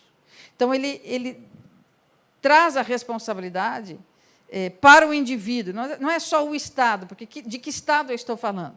Então, o governo do presidente Bolsonaro é um governo cruel para com as mulheres, para com os homossexuais. Não, eu sou responsável por esse governo. Eu tenho responsabilidade. Bom, mas não, eu não votei nele, eu votei no outro, eu votei em branco. Mas é ele que está lá. Eu que falo em nome desse governo. Qual é a minha responsabilidade aqui? E o Poga diz, você tem responsabilidade, sim. Ou porque você faz que não vê, ou porque você se omite de fazer quando tem que fazer. Então, como, voltando ao início, se o século XXI foi o século do Estado, o Estado, enquanto ente responsável para com as relações internacionais e responsável para com as relações internas domésticas, o XXI, o indivíduo entra em cena. O indivíduo com os seus direitos que ele quer, mas também com as suas obrigações. E qual é a sua obrigação? É ele ter a percepção que ele é uma peça fundamental nesse jogo. E que ele é responsável, sim, se irmãos estão morrendo em outro lugar, né? Nesse momento, ele não só é vítima, porque ele perde alguém da sua família, então ele sofreu a ação, como ele é autor, ele deixou que ela acontecesse por alguma razão. Então, é o século, né, do indivíduo, que é como sujeito de direito, mas também como sujeito de obrigação. Quem faz as instituições? Por que as instituições são feitas desse jeito? Né? As causas da pobreza, diz Pog, não são puramente domésticas. Nós não vamos resolver o problema da pobreza apenas tratando desse tema internamente, ou olhando para dentro de nós. Ele diz, se fosse verdadeira essa assertiva de que o problema da miséria, da pobreza, é apenas interno daquele país, a mera assistência aos necessitados apaziguaria os dilemas, né? Então, a gente provém o que eles precisam e a questão está resolvida, na medida em que podemos, né? Passa um avião, derruba lá algumas cestas básicas, e não é isso que acontece. Então, é preciso, de fato, que a gente veja que a pobreza é um problema de todos, e que só será resolvido, segundo Pog, quando todos enfrentarem, se derem as mãos para resolver o problema da pobreza, ou encaminhar uma solução. Depois, lucros e vantagens auferidos pelos países mais ricos, em detrimento de fatores sociais, como eu dizia antes, caso fossem melhor planejados, não perpetuariam a pobreza extrema no exterior. Então, por que continuamos comprando só, encomendando os produtos só da Ásia, só da China, ou da Indonésia, ou da Malásia? Bom, porque lá os impostos são menores. Lá não existe horário de trabalho, contrato social, CLT. Bom, mas você está perpetuando que eles fiquem mais pobres, enquanto você fica mais rico. Então, essas, digamos, responsabilidades da conduta do empresário são muito importantes. Então, qual é a estratégia, qual é a proposta desse Conselho de Administração? Então, o que esse Conselho de Administração considera quando faz um investimento ou quando deixa de fazer um investimento? Volta à responsabilidade individual, né? Que tipo de executivo nós formamos hoje? O executivo para o mercado, né? Não tem faculdade de Direito só para o mercado. Não, essa faculdade forma advogado para o mercado. Mas que mercado? Não, tem que formar para a vida, né? Quer dizer, quem é o indivíduo que é lançado no mercado? Que pessoa é essa? Que responsabilidade social ela tem? Ou não tem nenhuma? Ou até onde vai, ele mira até onde? Até onde vai o seu último stakeholder, o último interessado no funcionamento dessa empresa, ou ele tem uma outra perspectiva? Quem são esses executivos? Quem são essas pessoas que estão no comando? E que tipo de instituições, sejam públicas ou privadas, elas administram, ou elas querem administrar? Bom, dito isso, ou feitas essas digressões, está lá, a estrutura mundial está organizada de maneira a prejudicar os mais pobres, isso é uma realidade inexorável, mantendo-os em condições de pobreza e auxiliando os mais prósperos a se manterem na posição em que se encontram. Isso é verdade. Mas não vamos falar sobre isso, né? Quem não quer aí comprar o carro do ano ou morar de apartamento? Bom, então saiba que em outro ponto do planeta Pessoas não estão comendo, né? Ou não têm saneamento básico, não têm água potável. Negar esse fato, utilizando a alegação de que a pobreza vem diminuindo nos últimos anos, não é correto. Aí, POG tem, lá no seu Centro da Justiça Global, em Yale, estatísticas, estudos, grupos que estudam isso e demonstram que a pobreza só aumentou. O princípio global de diferença, que dá ensejo à teoria da justiça distributiva, passivo de ser aplicado a todos os países. Ele diz que podemos começar questionando a questão da pobreza só com o princípio global de diferença e a teoria da justiça distributiva. Se a gente não quisesse fazer grandes incursões teóricas, acadêmicas, nós poderíamos partir para esses princípios que todos nós conhecemos e estão nas constituições domésticas, sejam escritas, sejam costumeiras. Somente uma ordem global mais justa pode vir ao auxílio dos mais pobres, sem que haja prejuízo, mesmo que sejam mínimos, aos mais prósperos. Então, não se trata aqui de tirar dos ricos para dar para os pobres, e nem de imposto da riqueza para levar para os pobres. Não, simplesmente de uma reflexão mais razoável sobre ganhos e perdas, né? E essas ações devem ser moralmente compulsórias para que todos tenhamos um mundo mais justo. Então, ele, fazendo uma síntese, né, ele acaba dizendo, ele e o Rawls e seus seguidores, que urge que pensemos sobre isso, que esse século não precisa ser um século no qual nós vamos encontrar essas respostas, mas nós precisamos falar sobre elas. E ninguém melhor do que o internacionalista, ou o berço do direito internacional, para, recebendo a influência transversal, né, recebendo a influência de outras ciências, né, da ciência política, da filosofia, enfim, da matemática, da física, possa, a partir do direito internacional, nós possamos trazer alternativas, ou, pelo menos, colorir as discussões públicas com esses temas. Não é possível que a gente avance em direção ao século XXI, né, as décadas mais, sem, em algum momento, termos falado sobre isso. Bom, eu comecei essa noite questionando, trazendo alguns importantes paradigmas do século XX e como esses paradigmas foram importantes para que a gente construísse um direito internacional da coexistência pacífica, da cooperação, da integração econômica, cujo fator principal é o Estado, e o Estado apoiado em duas pilastras, que é a soberania e a não interferência nos assuntos internos. Então, a soberania e não interferência nos assuntos internos, gerando aí a concepção de um Estado-nação fortalecido, com muitos players que, a partir da Segunda Guerra Mundial, entraram no cenário geopolítico internacional, cenário configurado por meio da ONU, politicamente, OTAN, militarmente, Fundo Monetário Internacional e o Banco Mundial, econômico e financeiro, e o GATT, comércio. Então, assim se desenvolveu o importante século do direito internacional, que foi o século XX. Mas o século XXI tem outros desafios, né? E, nesses desafios, nós temos que ir para frente, nós temos que dar para o pressuposto de que ganhamos bastante no século XX, mas, na perspectiva do Estado, na perspectiva do indivíduo, ficamos devendo muito.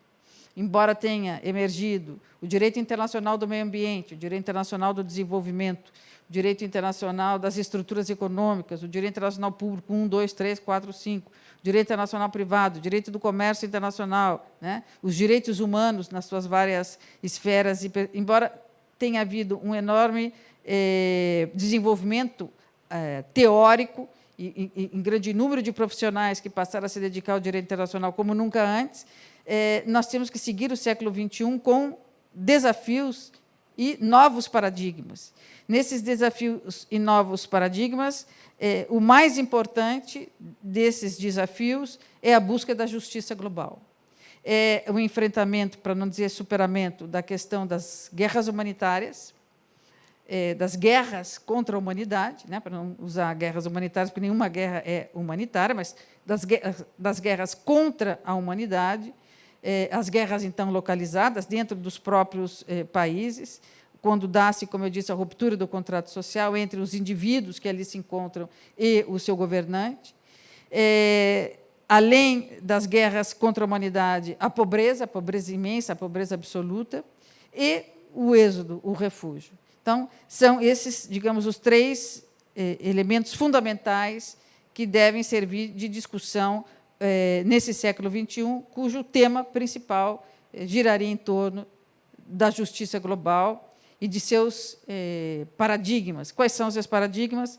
São justamente essas novas reflexões trazidas pelos filósofos Rawls incluído, que falam da justiça global numa perspectiva política e filosófica, e não apenas doutrinária, acadêmica e internacional.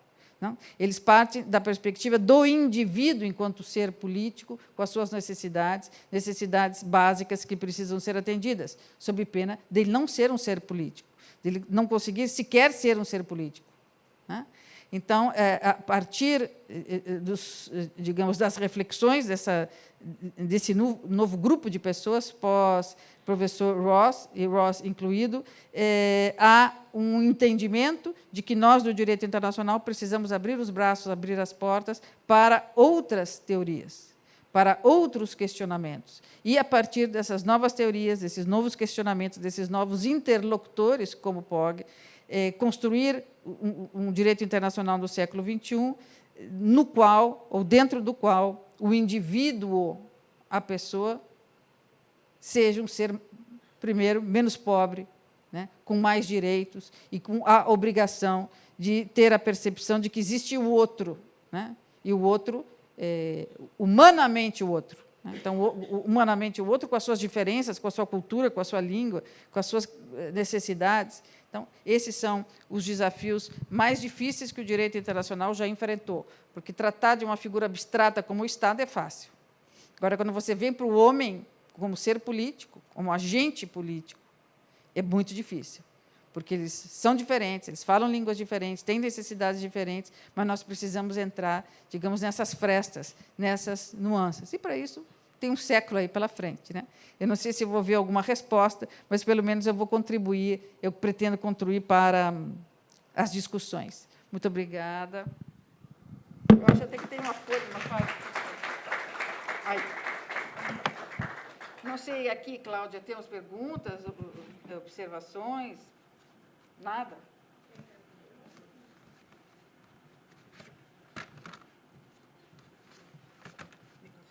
Eu deixei a cópia dos slides, então, se alguém quiser lá o nome das pessoas, dos vídeos e tal, fica aí. Oi, boa noite. Achei ótima a apresentação. Acho que, como humano, não tem como ir contra qualquer um desses conceitos. Né? Estamos falando, basicamente, de justiça social, e os caminhos aí apresentados, reforma das instituições, passam por governos, passam por tempo. A gente sabe que são reformas aí de gerações, talvez. Mas a minha pergunta é: já existe algum movimento em outros níveis, em outras camadas sociais, que possam já levar ou dar os primeiros passos nesse sentido? Por exemplo, eu dou como referência a grandes líderes de expoência internacional aí de grandes empresas, tentando tornar, por exemplo, acesso à energia muito mais barato, que isso leva a uma consequência de justiça social e também de paz e de uma série de outras coisas. Isso que eu estou falando faz sentido? Existem já alguns movimentos nesse sentido? Você acha que seria um caminho mais rápido? Sim.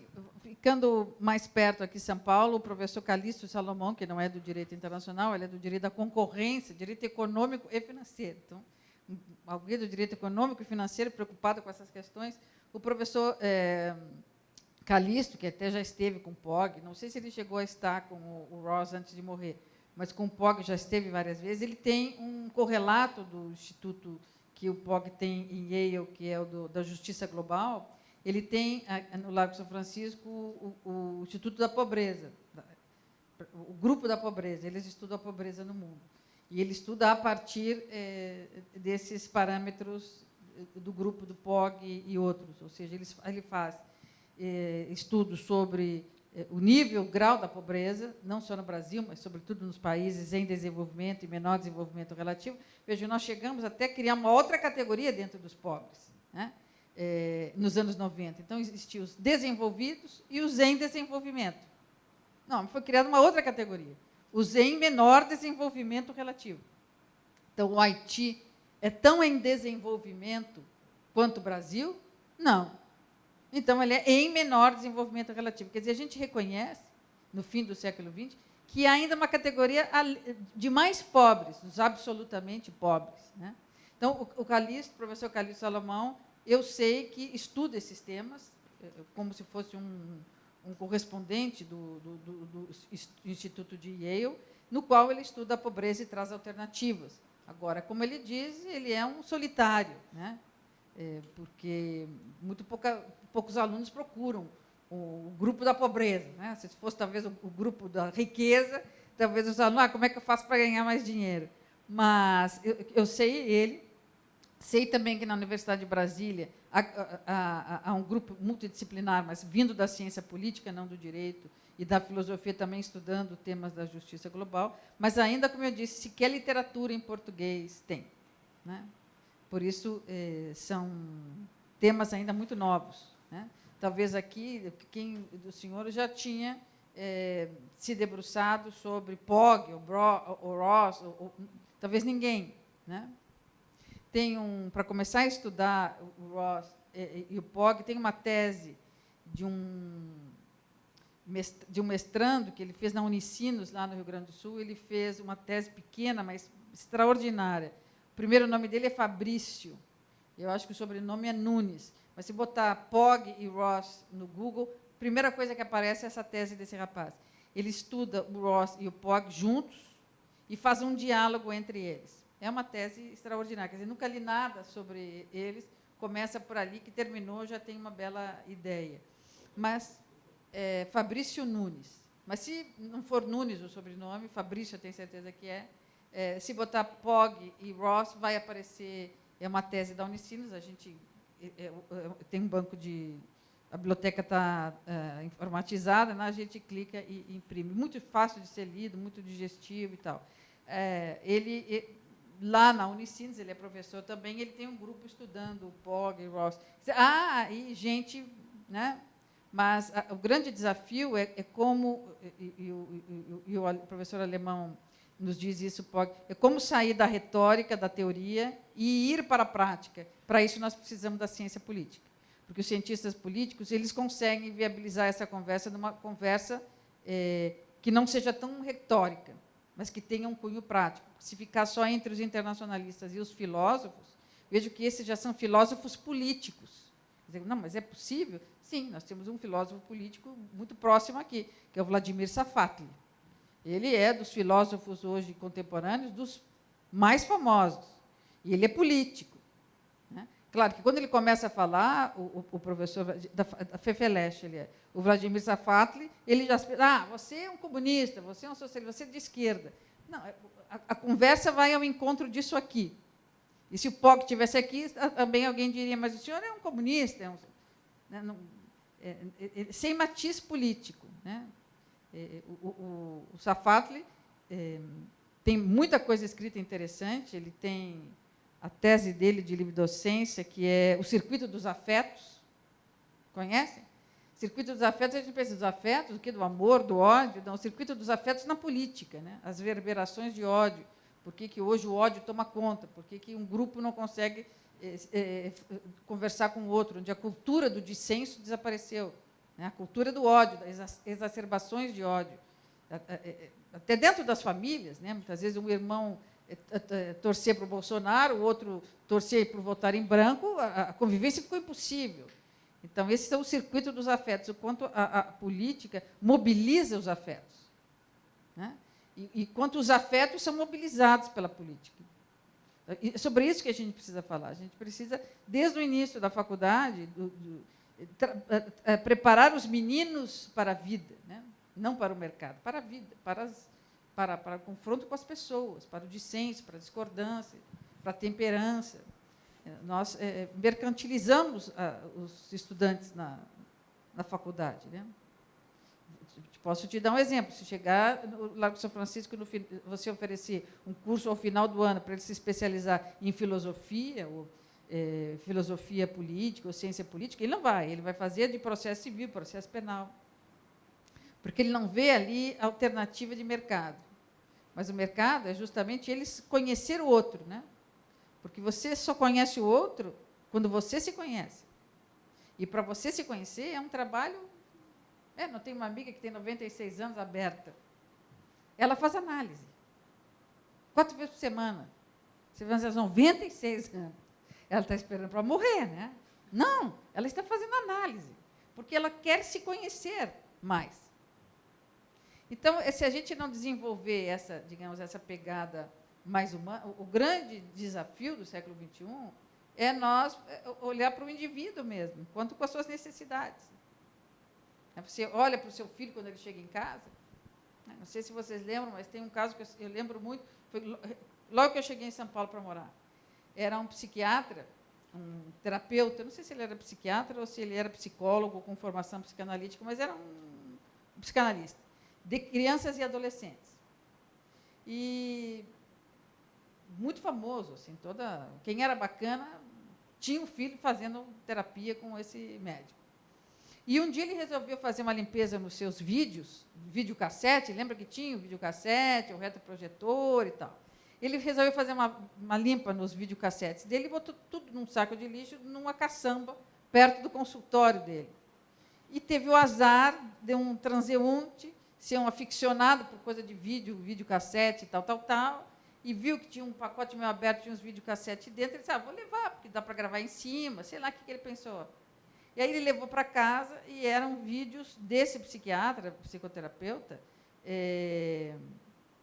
praticando atos sexuais e libidinosos com os pacientes anestesiados, dormindo. Então, com os meninos. Ele filmava, vocês lembram desse caso? Ele filmava e depois via. Né? Nem sei se ele tinha uma rede, acho que nem tinha rede de pedofilia, nem tinha internet naquela época. Mas acho que ele via depois com mais calma. Ele tinha o hábito de filmar. E o rapaz, então, pega esses vídeos que ele não tinha pego todos, mas ele tinha pego uma boa quantidade, e leva para a delegacia. Ele vai preso em seguida. Bom, e a grande surpresa dos pais era que eles não tinham percebido nada. Não é possível. Que quando você vai buscar o menino na porta do consultório, ou quando você sentou para jantar com ele aquela noite, você não tenha percebido alguma coisa. É como aquele que entra no shopping center, pega a metralhadora e mata 200 pessoas. Mas ninguém sabia nada, mas era um sujeito calmo, tranquilo. Quer dizer, quantos sinais essas pessoas dão? E que a gente não percebe. Quantos sinais? Porque a gente não olha, não vê, não enxerga. Então, os alunos estão lá em sala de aula, não enxergo, não sei, não vejo. Mas botaram 100, você tem que botar 20, 30, porque o professor tem que ver. Tem que saber. Senão, bom, que tipo de gente nós vamos colocar nesse mundo vegetariano, onde os animais são bem tratados? E não sei. Né? Mais alguma pergunta? Eu não tenho respostas, eu só tenho perguntas.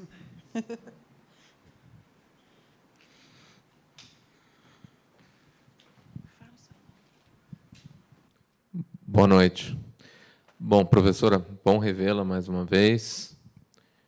Me chamo Olavo Caiubi, sou professor, também sou cientista político, mestrado em ciência política e atualmente, agora fazendo doutorado na USP, a disciplina de Direito Internacional. Professor, eu queria te fazer uma pergunta especificamente sobre essa questão de intervenção militar humanitária, né, que é um tema que foi tratado. Esse é um conceito muito interessante, realmente. Os países não podem ter uma soberania absoluta, você tem que pensar no respeito e na proteção contra o genocídio, contra crimes contra a humanidade e tudo mais. Mas como isso nos dá numa visão imperialista de você ter um país ou um pequeno grupo de países impondo esse tipo de pauta e dominação. Isso desde a questão da invasão do Iraque, né, que, como você recorda, não foi referendado pelo Conselho de Segurança da ONU, até a invasão da Líbia, que houve uma manobra dos Estados Unidos, né, e acabou sendo referendado parcialmente pelo Conselho de Segurança, apesar da Rússia ter falado que foi enganada naquela situação. E, justamente, não só a responsabilidade de proteger que os países têm, que é a chamada R2P, Responsibility to Protect, mas também a chamada responsabilidade ao proteger, né? Responsibility when protecting, né? Essa questão da intervenção com uma garantia mínima da proteção dos povos e das pessoas que vivem naquele país. Eu queria saber quando essa intervenção é legítima e como se faria essa legitimidade do direito internacional. Obrigado. Bom, no arquétipo atual, né, na estrutura atual, quem autoriza ou não autoriza as intervenções humanitárias é o Conselho de Segurança da ONU. Então, se nós pensarmos na estrutura do direito internacional posta, não pressuposta, mas posta é essa. Se algum país achar por bem levar ao Conselho de Segurança um pedido para que se reflita sobre a invasão por razões humanitárias na Venezuela ou na Síria, o Conselho de Segurança vai ter que decidir. Mas o Conselho de Segurança, nós sabemos que são 5 países importantes, né? Bom, são eles que decidem. Então, são eles que decidem o futuro, ou não, ou o insucesso de uma intervenção por razões humanitárias.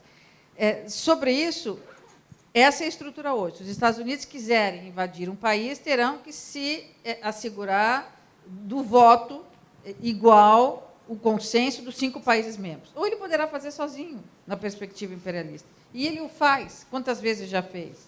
Bom, então, esse é o sistema que nós temos hoje. O que nós podemos pensar é que essa estrutura não vai mudar enquanto a Carta das Nações Unidas não for refeita, não for revista, e a estrutura de poder não ficar apenas na mão dos 15 do Conselho de Segurança e, sobretudo, dos 5 que têm poder de voto ou veto. Essa estrutura de 15, quando eram 25 países membros, lá nos anos 40, quando foi criada a ONU, bom, se 25 países estão presentes e 15 se decidem, havia uma bela representação. Hoje, que são mais de 180, e 15 são importantes, sendo que 5 decidem, a estrutura não representa mais, é como um conselho de uma empresa. Quer dizer, como é possível que 4, ou 3, ou 2 representem uma empresa que tem 5.000 funcionários? Precisa mudar a estrutura. Então, é preciso que, nessa perspectiva do século XXI, mudança de paradigma, entre, num dos anos futuros, a reforma da Carta da ONU. E essa reforma da Carta da ONU é para atender ao princípio da democracia. Hoje, há um déficit democrático. Esse déficit democrático pode ser revisto. Agora, é preciso, evidentemente, que você consiga fazer frente a países como Estados Unidos, Rússia, né, França. Você consiga dizer, olha, nós vamos rever a Carta da ONU, mas vocês vão continuar sendo os bonitos da escola. Como é que isso é feito? Isso é feito com negociação, com diplomacia. Mas, se não tivermos um ano no qual nós dediquemos toda a atenção à reforma da Carta, essa estrutura vai continuar. Claro que, paralelamente a essa estrutura, nada impede de um país convocar os países vizinhos, convocar os países da região, e vamos discutir uma intervenção humanitária. Bom, mas temos que ter presente que isso dificilmente vai acontecer, porque cada um dos governantes que hoje estão nos postos chaves, eles ainda têm o paradigma do século XX.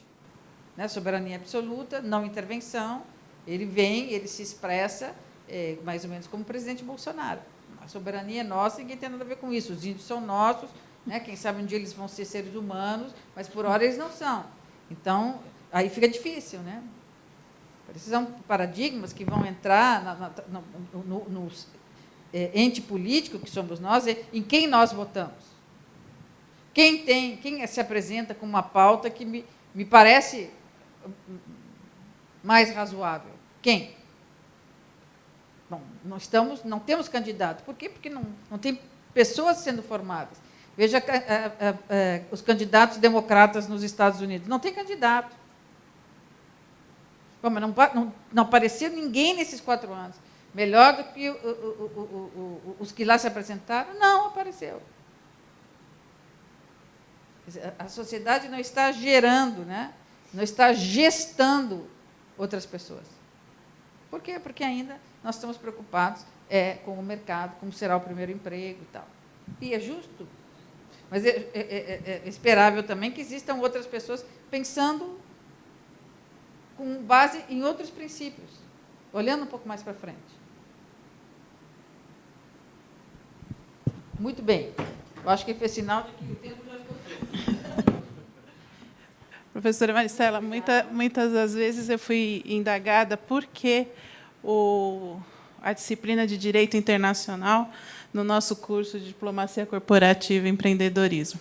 Vocês tiveram aqui só um aperitivo de reflexão, né, do que o nosso curso vem para fazer a diferença, né, não só, como a professora disse, e é uma grande verdade, acho que também é um desafio do século, né, o subsídio à formação não só do indivíduo, do executivo internacional. A nossa proposta é justamente essa: ter o diferencial de um executivo no mercado que tem essa visão não só das operações técnicas de comércio exterior, que são importantes, das negociações, mas que esse indivíduo, esse executivo, esse profissional internacional, ele tenha, sim, essa consciência desse diferencial que ele vai fazer, seja no âmbito dele de sociedade, seja ele no âmbito corporativo, seja ele no âmbito público, né?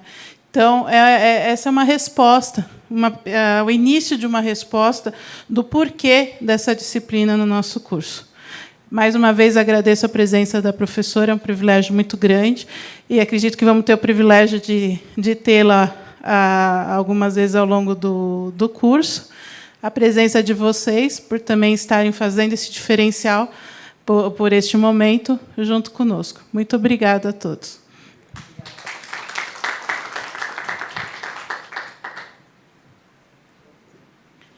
Quem tem interesse ainda no curso, ainda existe a possibilidade de candidatura ainda para esse semestre. Ainda tem vaga.